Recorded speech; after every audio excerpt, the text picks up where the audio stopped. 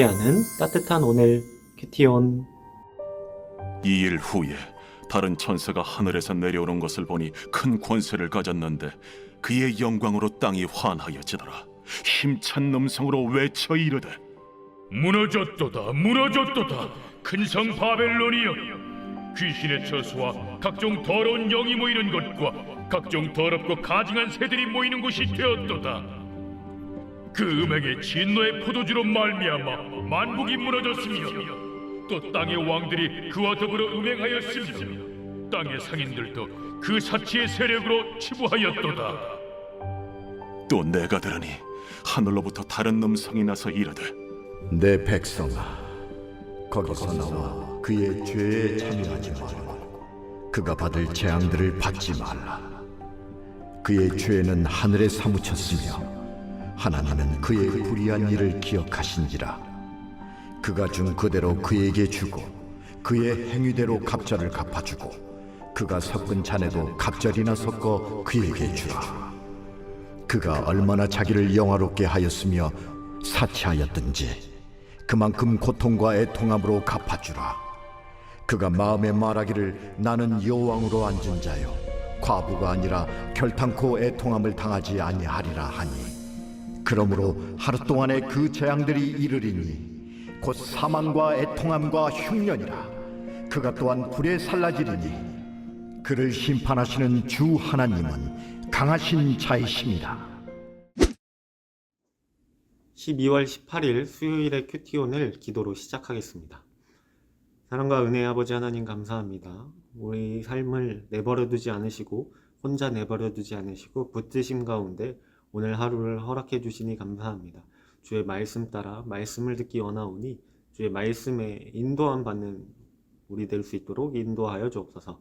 감사드리며 예수님의 이름으로 기도합니다. 아멘. 오늘 본문은 요한계시록 18장 1절부터 8절까지의 말씀입니다. 1절에 이 일 후에 다른 천사가 내려오는 것을 보니 큰 권세를 가졌다고 말합니다. 그렇다면 이 천사가 다른 천사들과 다르게 그 존재 자체가 특별한 것일까요? 그보다는 이 천사가 가지고 있는 말씀의 특별함 때문에 그가 더 크고 위대하게 보였을 것이라고 보는 것이 타당할 것입니다.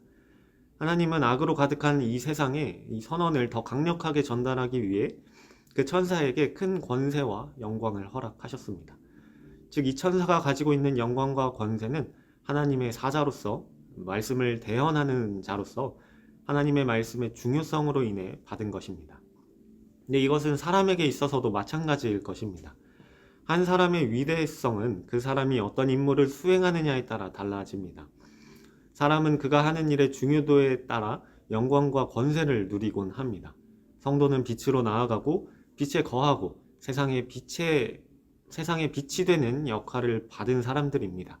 그 역할을 잘 감당해 하나님의 영광을, 그리고 하나님의 영광을 이 땅 가운데 환하게 하는 자라는 칭호를 받으면 참 좋겠습니다. 2절을 보면 큰 권세를 가진 천사가 선포하는 소리를 들을 수 있습니다. 힘찬 음성으로 외쳐 이르되 무너졌도다 무너졌도다 큰 성 바벨론이여. 이 외침을 특별히 힘차다고 표현한 것은 이 음성으로 선언된 심판이 큰 권능에 의해 반드시 집행될 것이라는 사실을 암시해주고 있습니다. 무너졌다라는 말을 2번씩이나 반복해 바벨론의 멸망이 피할 수 없는 일임을 분명히 하고 있습니다.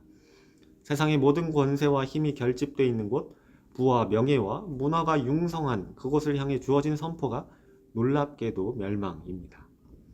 특별히 오늘 본문은 사단의 지배를 받고 있는 세상 번영의 상징이자 사단의 권속들의 결집체인 바벨론의 멸망을 선언하므로 우리에게 세상의 번영이 헛된 것이며 그 뒤에 숨겨진 멸망의 본 모습을 알아야 함을 우리에게 전하고 있습니다. 세상은 무한한 번영을 누리고 있는 것처럼 보이고 그 발전의 끝은 도저히 상상할 수조차 없는 일입니다. 그러나 그것들의 본질은 멸망입니다. 세상이 아무리 아름다워 보인다고 할지라도 그 아름다운 겉모습 뒤에는 부패하고 무너진 폐허만이 존재할 뿐입니다. 성도는 이러한 세상의 본질을 깨닫고 세상의 겉모습에 유혹되지 말아야 합니다.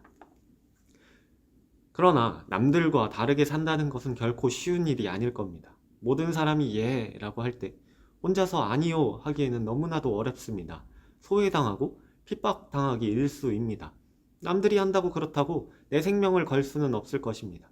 오직 하나님만을 섬기고 성결함을 유지하며 절제하는 생활을 하는 것은 우리가 영원한 생명을 받은 하나님의 백성임을 드러내는 일입니다.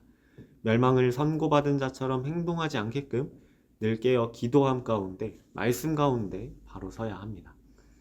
우리는 회개하기를 거부하는 악인들에 대한 하나님의 심판이 엄격하다는 사실과 하나님의 진노는 죄의 결과로 말미암는다는 사실을 깨달아야 합니다.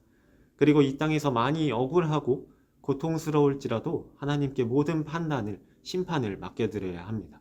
심지어 순교의 자리에 이른다고 할지라도 말입니다. 이것은 성경 전체에 흐르는, 성경 전체에서 일관되게 주장하는 하나님의 법칙이고 성도가 승리하는 비결입니다.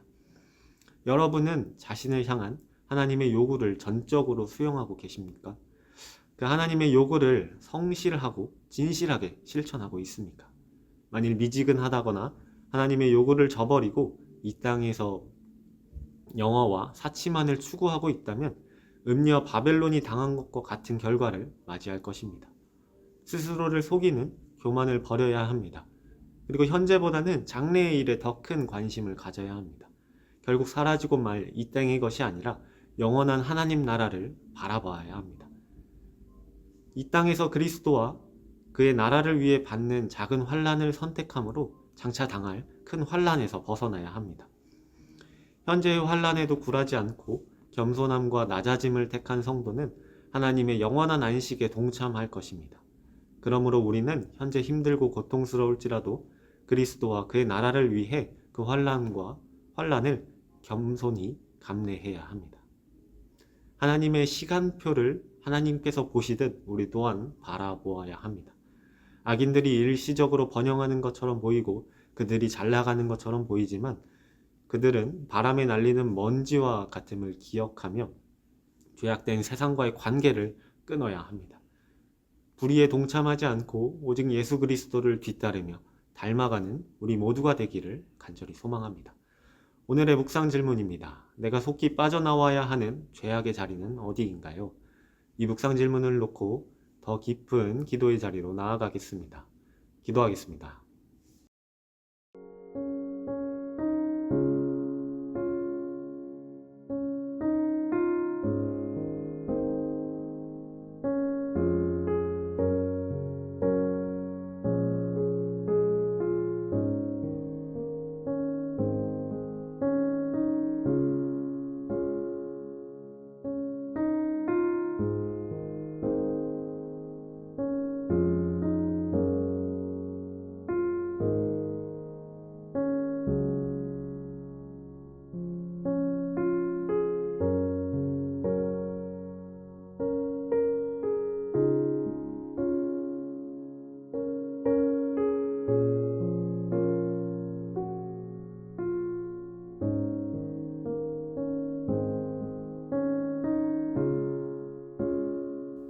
하나님, 이 세상 가운데서 그리스도를 닮아가는 자로, 그리스도를 따라가는 자로 살아가는 것은 무척이나 버겁고 힘든 일입니다. 모두가 예할 때 아니요 하기 어렵고 모두가 아니요 할 때 나 홀로 이해하기 너무나도 어려운 상황과 환경에 우리는 직면해 있습니다. 하나님, 그러나 우리가 참된 길이 예수 그리스도께 있음을 기억하며 그 길을 따르고자 합니다. 비록 힘들고 매일 무너질지라도 우리 가운데 찾아오셔서 말씀해 주시고 붙드시는 그 사랑의 힘으로 말미암아 우리가 다시금 일어서며 예수 그리스도를 닮아가기에 주저하지 않고 예수 그리스도를 따라가기에 주저하지 않기 원합니다.